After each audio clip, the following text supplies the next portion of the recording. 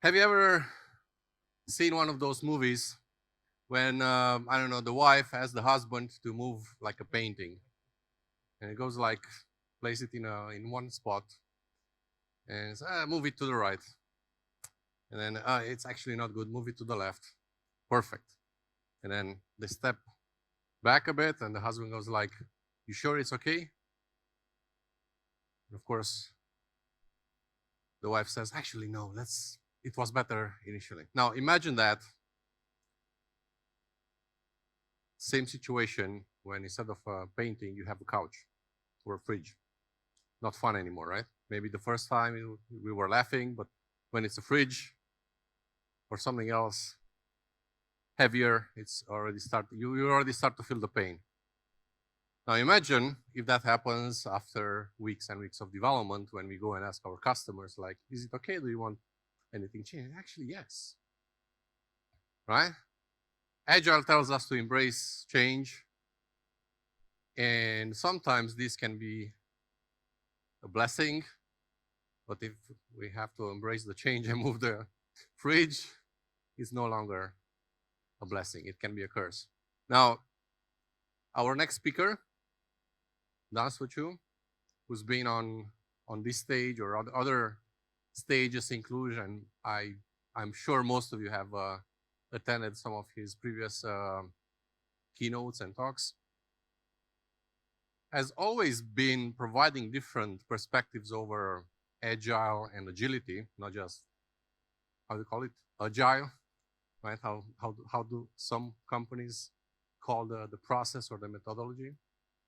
And I'm looking forward to see how we can close the day with hopefully an optimistic mindset over change and what it can actually do for us. And maybe we'll at the end, during the networking and wine session, we can actually catch up on understanding how the change that we had over the past years impacted us as a technical community. So without further ado, then, if you're kind to join us on the stage, please. Okay. Thank you. Thank you. Thank you. Okay, it's working. Thank you, Ciprian, for the introduction. It was nice. I don't know about the optimism, but what I can say is that I will keep it short. I would also like to thank Ovidiu for inviting me to speak at this conference. It is great to see all of you here in person, to meet you physically, and it lets me feel the vibe of the room while I'm speaking. I didn't realize that I missed this so much until now. So yes, I'm Dan Suchu, and I used to be a developer and a software engineer and an expert.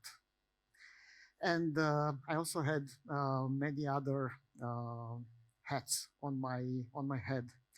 I remember that the moment when I realized that I'm not a developer anymore, it was on a Thursday when, yeah, we had a new colleague, a new team member in our project team.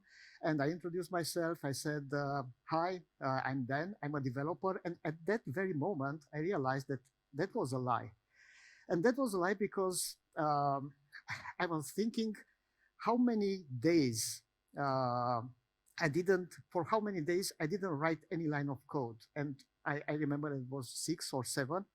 I said, okay, I didn't write any line of code. So, but what I did actually. So I remember that I spoke many times with the customer. I adjusted some plans.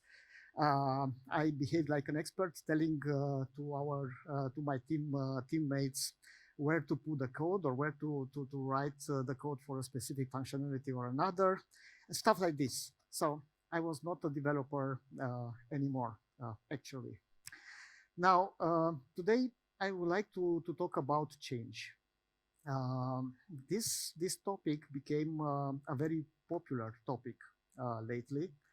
And it is a very controversial topic, but I think it's a very important one when we talk about it in an agile context.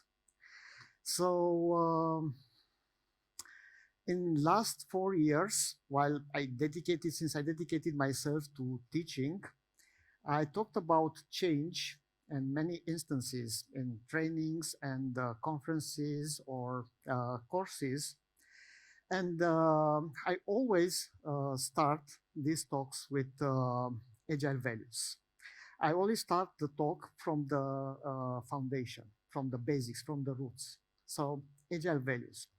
I know that you know them very well. So, but let me just to go through them a little bit. So these are the 4 values from Agile Manifesto. They were stated out more than 20 years ago in 2001. And okay, we all know how important are our teammates, how important is the interaction and the collaboration with them for achieving success on our project. At the same time, it is very important also that what we do has a meaning, that what we do leads to a specific goal, that what we do covers somebody's needs. That means that that thing we do, that stuff we do, works actually. And finally, in this VUCA world, in this volatile, uncertain, complex, and so ambiguous world, it is very important to be able to adapt, to adapt our path in order to reach our goals. So here you see these for values, individuals and interactions over processes and tools, working software over comprehensive documentation, customer collaboration over contract negotiation, and of course, responding to change over following a plan. All of them became very, very important for achieving success in our software projects. But these are just abstract values. It is very, very difficult for us to understand what we should do in order to implement these values in our mind, or to implement them in our mindset. So the founders of Agile Manifesto helped us defining 12 principles, isn't it? And these 12 principles are more clear in terms of applicability. But being clear doesn't mean that they are easier to implement, as we shall see. So all these 12 principles are linked somehow with the initial 4 values. We have here working together, motivated individuals, face-to-face conversations, self-organizing teams, which are the direct expression of the first value of individuals and interaction. And I try to get the essence of each principle here by naming them using at most 4 words, just to get the essence of that principle. On the other end, we have frequent deliveries, we have progress by working software and technical excellence. And these principles are coming from a working software value. Of course, that customer collaboration implies the definition of satisfy the customer, welcome changing requirements, working together and sustainable pace, and last but not least, the adapting to change influenced, again, welcome changing requirements principle, as well as technical excellence, simplicity, and continuous improvement. We have a very strong combination here, and we say that one project team is agile when that project team follows all these 12 principles. So it's not enough to follow or embrace just a part of them. We have to follow all of them. All of them are equal important. But at the same time, not all of them uh, are easy to, or are equal easy, let's say, to be followed. So here, after presenting values and principles in courses and trainings, I used to ask a very simple question, which is, from your opinion, the most difficult principle to implement? And I asked this question in both Agile courses at our university master program, and also I asked the students from that course and the participants to the training I delivered in various organizations, in various companies, whether they have going to live or to work in an agile environment for a long time, or they are just going through an agile transformation process. And I put together all the answers I received during the last 4 years, and I got a result. And this is the result of those answers. We have a very clear and obvious winner here. And it seems that most of the time, the same one principle is considered being the most difficult principle to follow, or the most difficult principle to implement. And this principle is welcome changing requirements. Originally, how it was written is welcome changing requirements even late in the project. It gets even worse. Huh? Agile processes harness change for the customer's competitive advantage.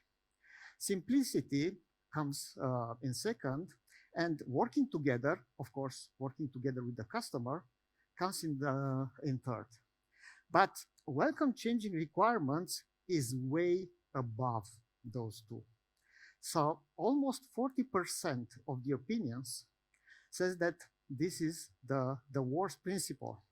The worst principle in terms of its applicability. We don't feel comfortable to follow this principle. Why? Why this happens? Why this principle is so hard, it's so difficult to embrace? And I think that each of you have your own opinion about this.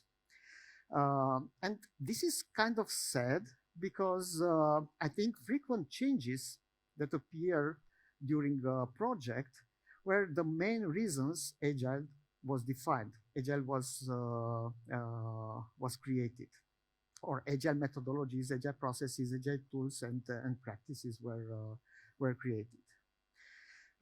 Based on my research, I identified 3 reasons.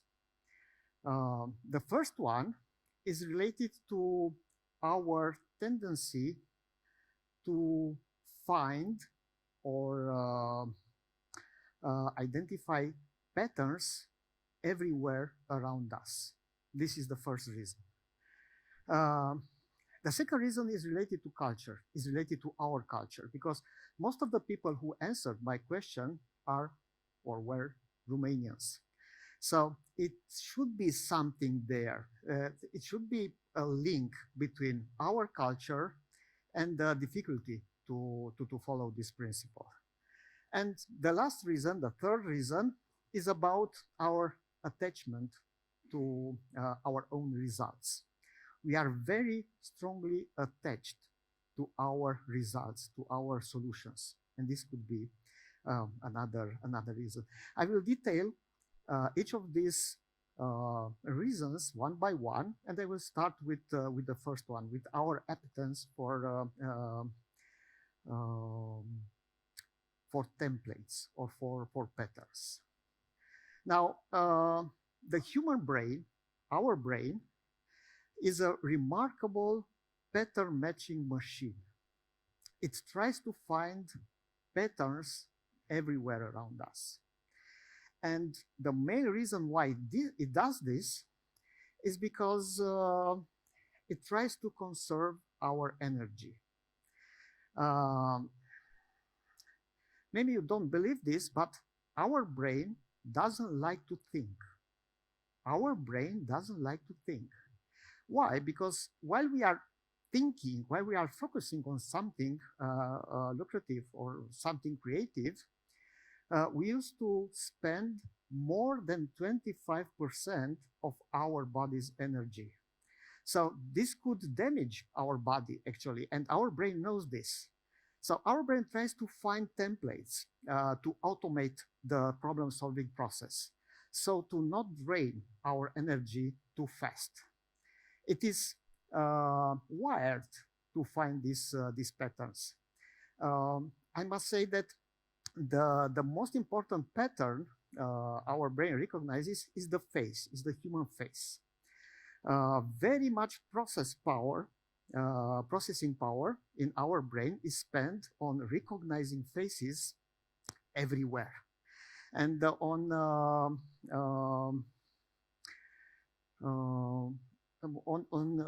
only on recognizing faces, but on trying to understand our appearance. That's because our way or our feelings, our emotions are very important for our relationship with the others in a society, in our society. So we find faces everywhere in a random appearance of clouds in the sky, in pieces of potato, or I don't know, on a wall painting, even on shadows on Mars. We can find them. We can also identify feelings or emotions from a few lines of a sketch of a human face, and that's another ability of our brain, not only to identify a pattern, but also to fill the gaps when that pattern is not complete. I must say also that this is the main reason, not the face recognition, but the pattern identification is the main reason why we love so much playing games, mainly playing video games. Because a video game is just a dessert for our brain. It offers to our brain the ability or the opportunity to find patterns in a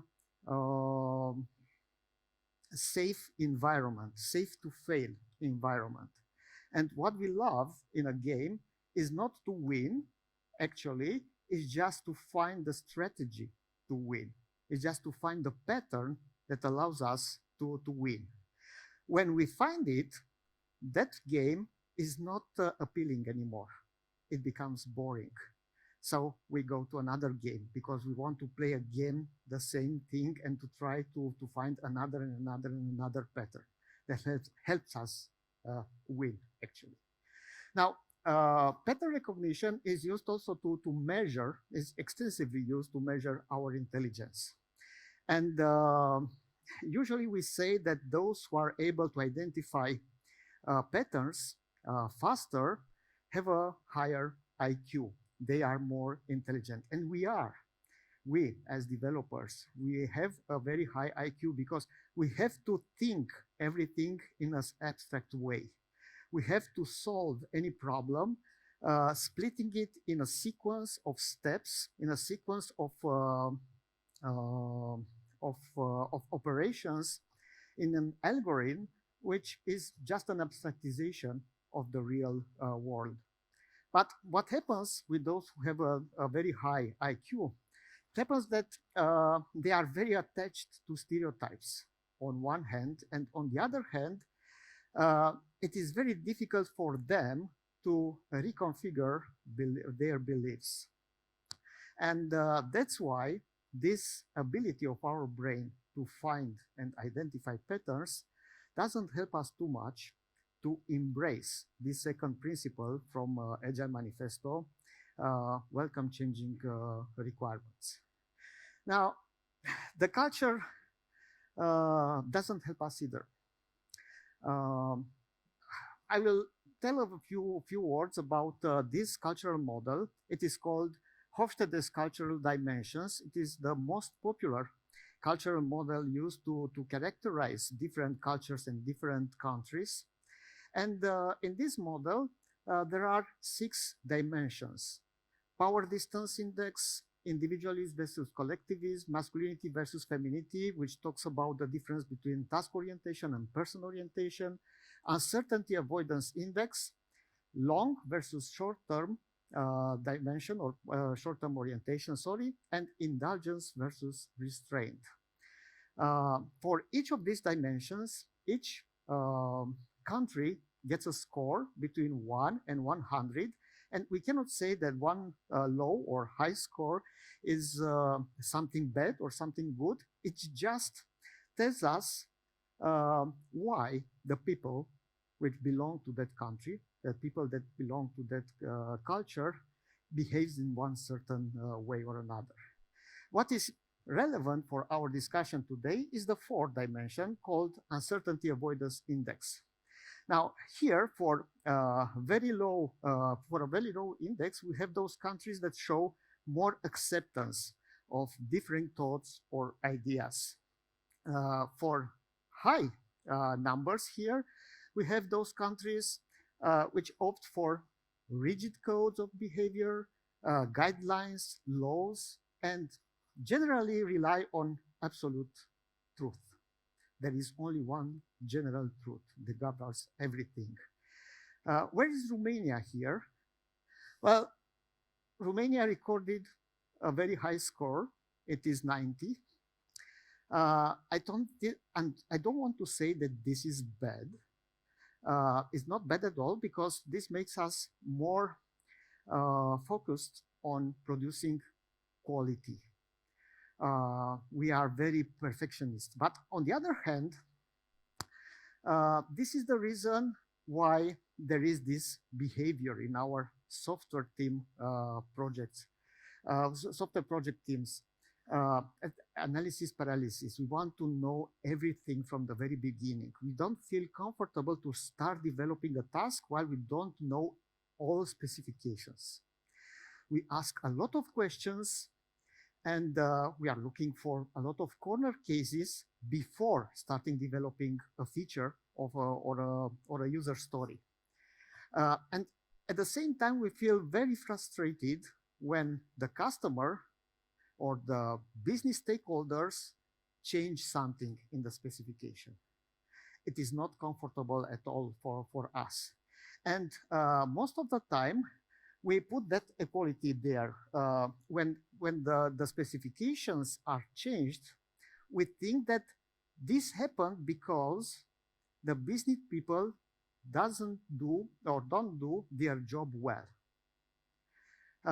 They have low professional skills, or they have low professional skills. We do our job very well. We try to code as good as we can to develop, let's say, not perfect but very good solutions, and we expect from them to do the same and to do their job well and to specify everything from the very beginning, and to not change everything, anything after that. That's why we see teams that have a very rigid definition of ready for their user stories, and also we see teams that try to delay or even skip sprint reviews or iteration reviews meetings, because they think that these kind of meetings just encourage business people to come with changes, and we don't want to encourage them to do this. So it's like an invitation. Please change something in the specifications, and we don't want to do this. So we understood very well the specifications at the beginning of the iteration. We did exactly what you requested, so you should be happy with that. I don't need to ask you anything more about that. So it's obvious that this kind of cultural profile doesn't help us too much to embrace or follow welcome changing requirements principle. Now, the last thing, the last reason. On a daily basis, we have or we identify a lot of problems that should be solved. And what we do, we analyze a lot, we design, we write code in order to develop or to implement the best solution. But in the meantime, the problem changes. Suddenly, everything we did, the entire solution, become useless. And at that very moment, we start to defend our solution. And we say, no, our solution is good. The new problem is bad. The new problem is not correct. This is not a correct problem because we implemented a very good solution. And this happens because we are so attached by our solution. We love our solution. Our solution is like our kid, isn't it? We have feelings for that. We don't want to throw away. We don't want to see how our motivation, our enthusiasm, and our effort become useless so fast. And this reminds me about a story. This is the story of Choluteca Bridge. I don't know if you heard about it. I've heard about this story 2 years ago, and I used it in many presentations I delivered. And Choluteca is a river in Honduras, and it was built a bridge over that river in 1930, I think, and after that in 1996 it was rebuilt. And the government of Honduras tried to find the best architectural minds at that moment to build that or to rebuild that bridge. Why? Because that bridge had to face very difficult weather conditions. There were a lot of storms and hurricanes there. Now, it was state of the art. And when the bridge was finished, 6 months after that, Hurricane Mitch hit Honduras. Actually, it devastated the entire region. It was a 4-degree or 4-level hurricane. A lot of streets were wiped out. There was a lot of damage on the buildings. Any other bridge from Honduras was destroyed. Only this bridge, Choluteca Bridge, remained, stood on ground. It was an architectural art, we can say. But the problem changed. So even if this bridge remained in the same state as it was built, that hurricane, that storm was so big, was so powerful, that craved for that river another path. And the river didn't run under the bridge anymore. And the bridge became useless. I think if we have a top with the most robust useless things, this bridge is somewhere on the first or the second position, definitely. And it will remain like this. It is called right now the bridge to nowhere. It's completely useless. We'll see how fast the things are changing. And this says a lot about our inability to anticipate or to control future events or to influence future events. So what's the idea here? Let's not fall in love with our solution. Let's fall in love with the problem. When we fall in love with the problem, we try to solve it. We try to understand why that problem is not yet solved, what the previous solution didn't work, and we try to find a better solution. Falling in love with a problem allows us to embrace change more. But it's very difficult because it takes us out from our comfort zone. Okay, so these are the main reasons I found so far. what we can do. What we can do to adapt better to changes. And here are some tips. The first one is to understand that changes are normal. So in any project nowadays, and more when we talk about software development projects, changes are not exceptions. We should not consider changes as exceptions. The final product is driven by these changes. So they are very important. That's why we have to welcome them. That's why we have to embrace them. Now, it's almost impossible to embrace them because we are very frustrated at that moment. But anyway, the mindset should be the following. The change will come. So we have to be prepared for that. And how we can prepare for that, besides our mindset, just to try to build solutions which are as simple as possible. It's enough that the problem we have to solve is complex. We should not increase exponentially the complexity by implementing complex solutions. Let's implement simple solutions, as simple as possible. But this reminds me of our previous talk with the hardest principles to follow. Do you remember which was the principle on the second place? It was simplicity. So it seems that it's very difficult for us to implement simple solutions. Now, I didn't even finish my presentation, and I already changed the list of reasons. And I added another reason. That change is normal, isn't it? I added another reason. It's about our appetence for complexity. We love to implement complex solutions. This is the truth. It was a very good example in the previous session, but I also want to tell you a funny story that happened in one of my project teams when we had to develop a very simple web page which had, I don't know, a grid and 2 buttons, something like this, 2 push buttons.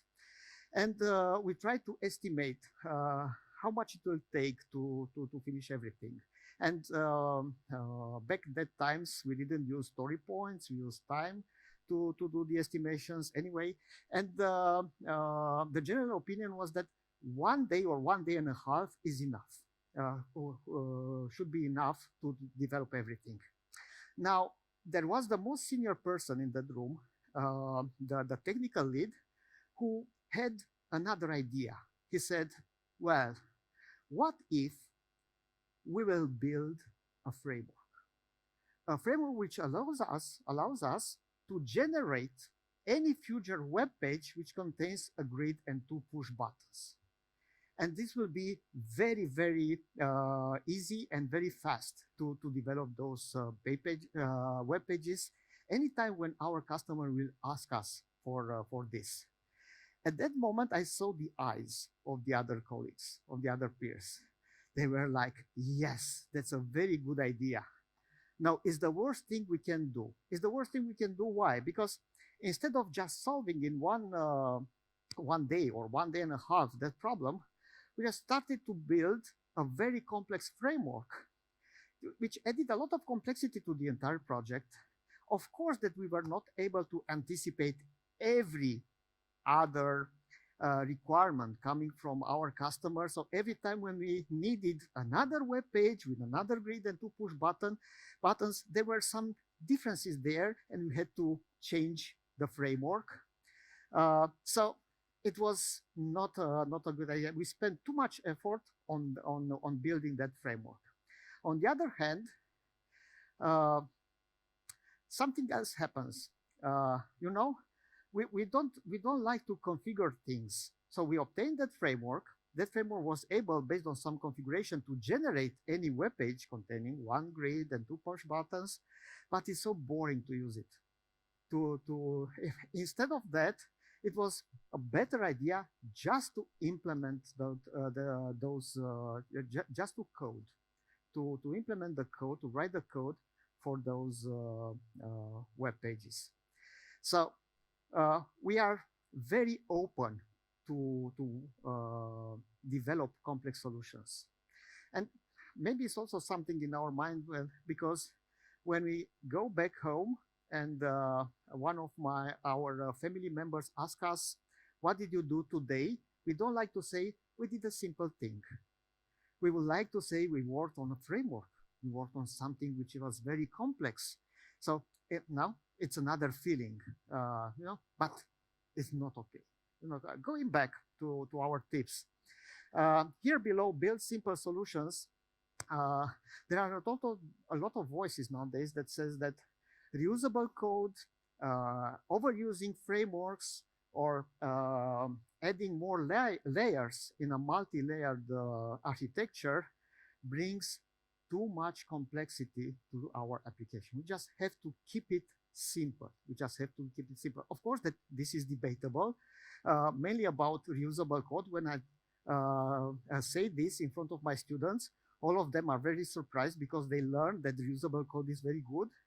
But I remember that somebody said sometimes that there is no such thing as reusable code. It's just reused code. But this happens after we write the code, not before. And most of our code we write is not reused.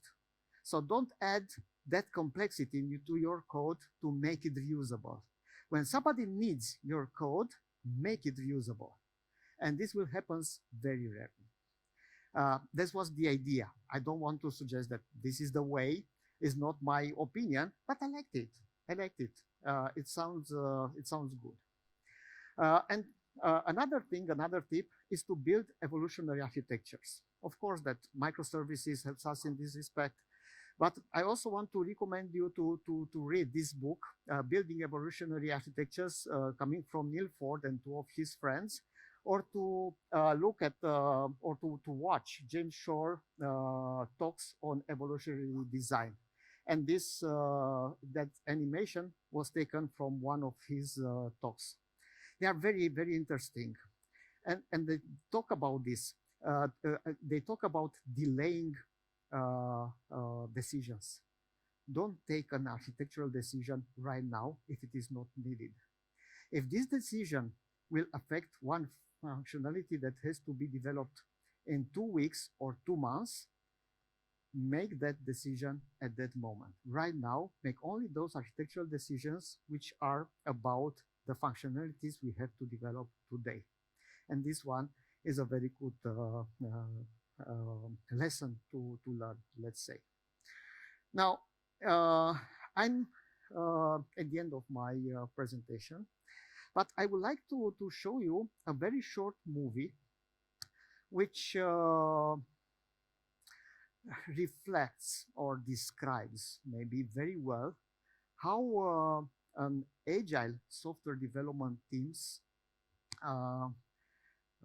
behaves during the development of an MVP. Take it like a metaphor, but it's a very realistic metaphor. So here we have the development team. It's an agile development team, and this is the project scope, as you can see. Now, this is the first iteration. Oops, okay. The second one, it's a little bit better. The third one, oh. And the fourth one, it goes worse and worse. Huh?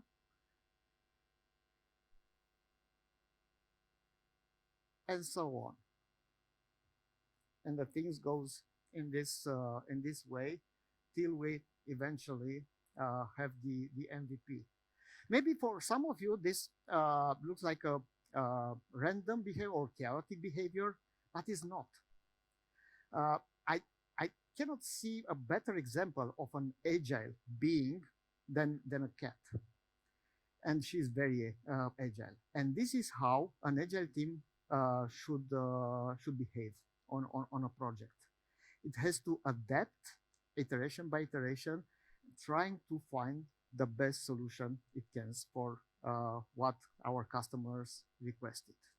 And this concludes my presentation today. Thank you for being here.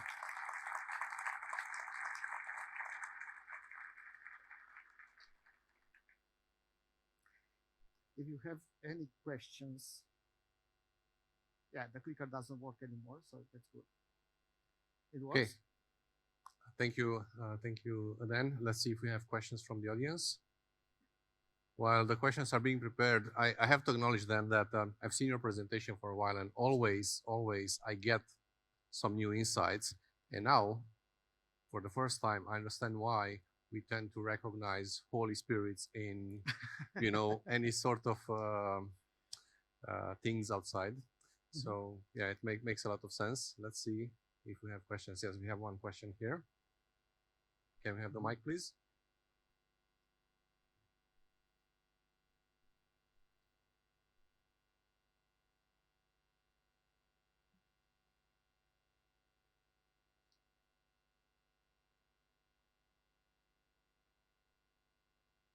Yeah, the mic is not working.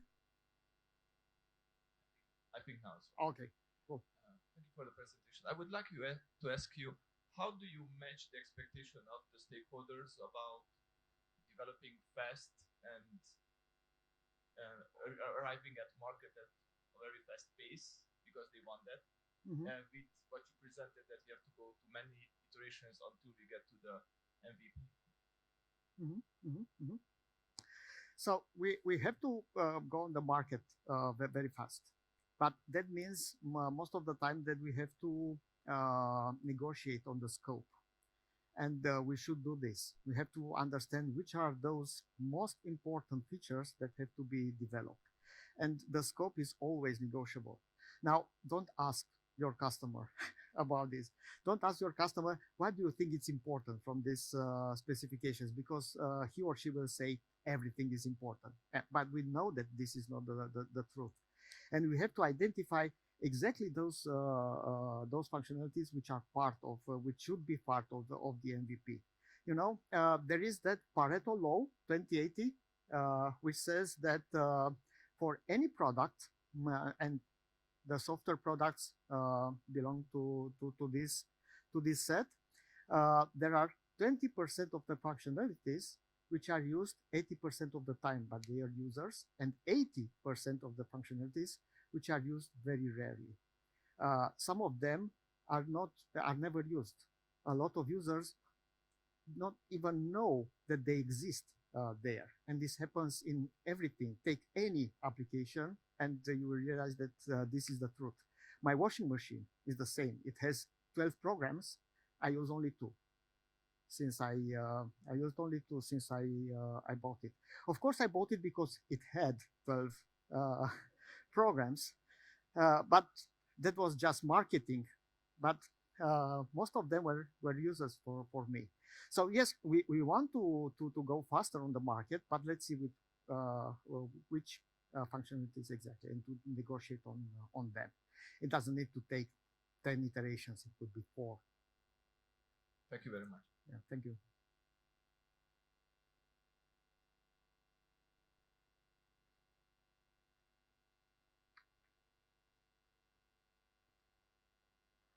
Try harder. Tutu. I was thinking about the example of the energy consumption of the brain, and once thinking that the brain tries to conserve disease as a threat. Thinking to this, do you think it's possible to change the mindset and to embrace the change?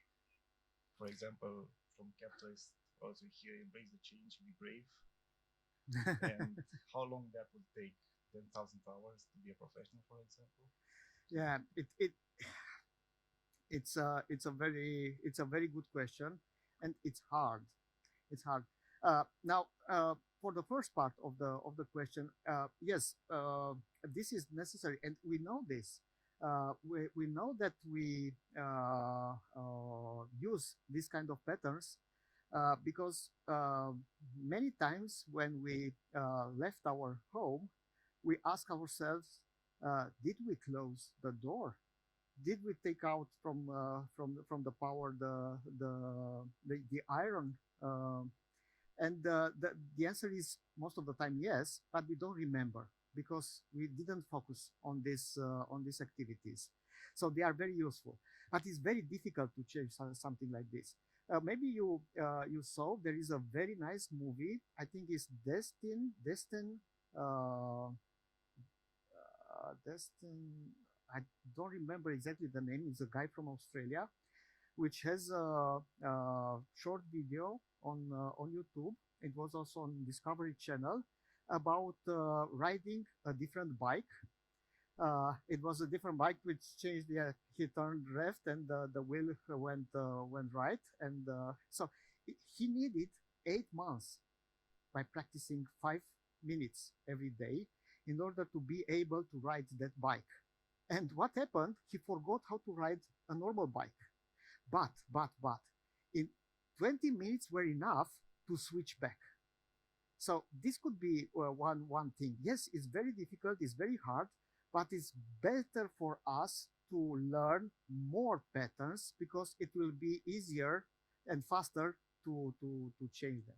The interesting part of the experience was that the kid learned in 10 minutes. Yes, because they have a different brain somehow. Yes. I hope Thanks. that this answered your. Nice talk. Thank you. So I do have a question on the cultural part. Do you know of any attempts to try to influence the culture? Like we measure something and we see that forgot the index of adversity something is too high, and then we want to lower that.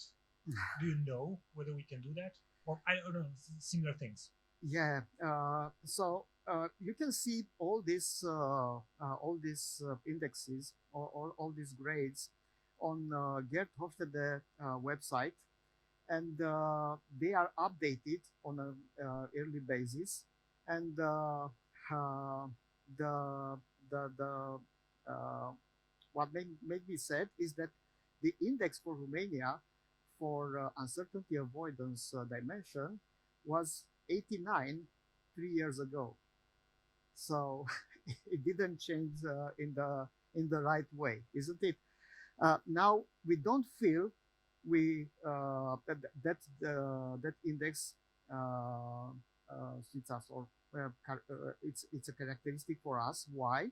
Because we used to work in software development companies where the organizational culture is different and somehow rewrites the national culture.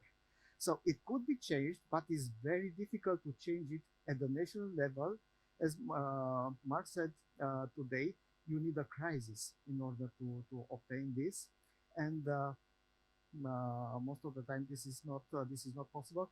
You know, there is another dimension there. It is called power distance, and it's about how important is the hierarchy for us. How important is the level where we are in a hierarchy of an organization? How important is our boss and what our boss tells us? And for Romania is again 90. So it's a very high index. And this explains something else. This explains why the 11th principle from Agile Manifesto, that principle which talks about self-organizing team, is so difficult to achieve here in Romania, because most of the time we expect some a direction from our leader or from our boss. We don't take actions without that. Now again, an organizational culture rewrites this or somehow modifies this, but and I want to why I talked about this, because somebody said, well, that explains, that index is because we were so much time under a communist regime. We stayed 40 years or even more in a communist regime, and this thing affected that index, but it's vice versa. That regime survived so much time here in Romania because that index is so high. And we wanted this. We want a leader who tells us what to do. So it's a different perspective. So it's very difficult to change that. We have to live with that, and we have to understand how we can take that in our use that in our advantage.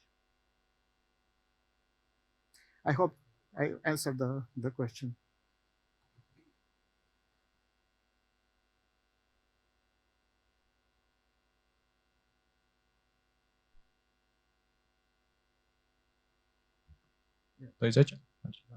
Okay, so I find it really interesting to see such a bias, like 40% for the reluctancy of change of requirements. But I want to ask, I mean, it's a personal feeling. Do you think that is because mainly those comes with a time constraint? So we are time bound to deliver some things quick, and that's why we generally don't want to switch the plan because it involves a risk. So my questions are actually two. Do you think that if time were not a problem, the graph would look completely different? And second, what is your choice as the most difficult thing to implement based on your experience? This is clear. Is this principle? I remember when I was a developer, and one of my colleagues used to hit the monitor with a pen when he got nervous. And this happened every time when he read a new email coming from our customer. So when I heard that pen hitting the monitor, it was clear that the customer asked for another change in the specifications. So, and after that we start discussing, and we agreed that it's a normal thing. It's something okay to develop. But initially, he got very frustrated.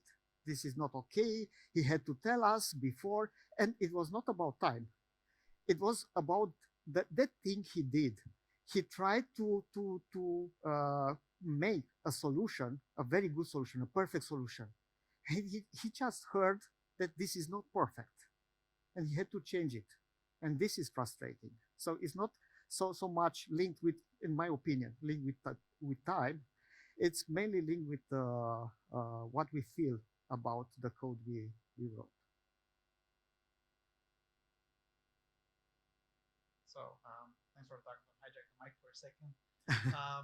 Since you're talking about feelings, have you found whether the morale of the team has any bearing on their acceptance of change? So say a very well motivated team, are they more willing to accept change and are more readily available to implement that than a team which is not so well motivated, so to speak? Yeah, when there are a lot of changes, the morale decreases and the motivation decreases. And this happens. That's why we have retrospectives, just to talk about that and to try to understand what we can do, which is under our control. What are those things we can influence in order to make things better?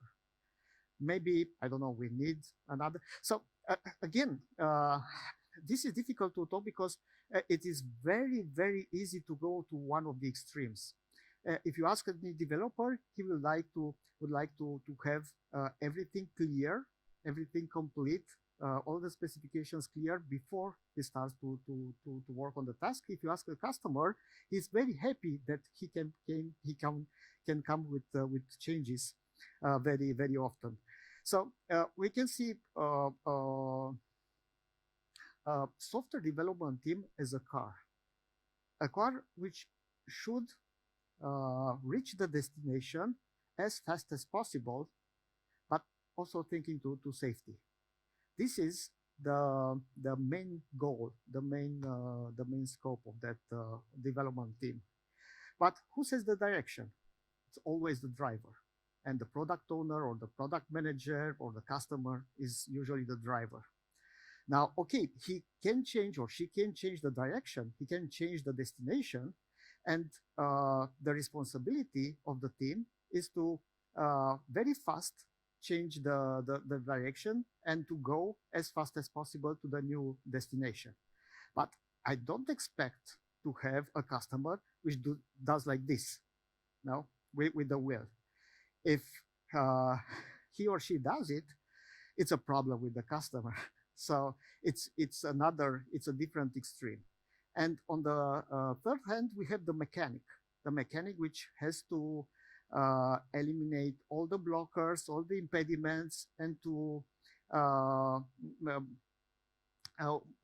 those impediments that make the car slower. And here is the Scrum Master or the project leader or the servant leader of that team.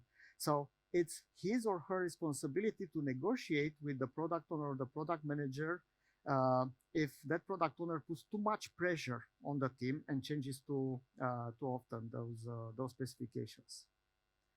I hope it's okay. I saw that you throw the mic, so maybe you are satisfied with the answer. In the back? No? Okay, then thank you very much. Thank you. Really insightful and inspiring as usual. Can I say something? Yes. Just one mention. I was discussing a bit late before with the Bosch team about the car and the emergency brake system.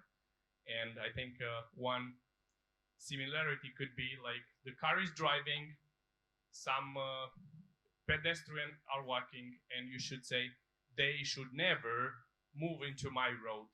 So I will not stop because he was moving into that direction. So probably change if the pedestrian is moving into my way, I should stop. Yeah, of course.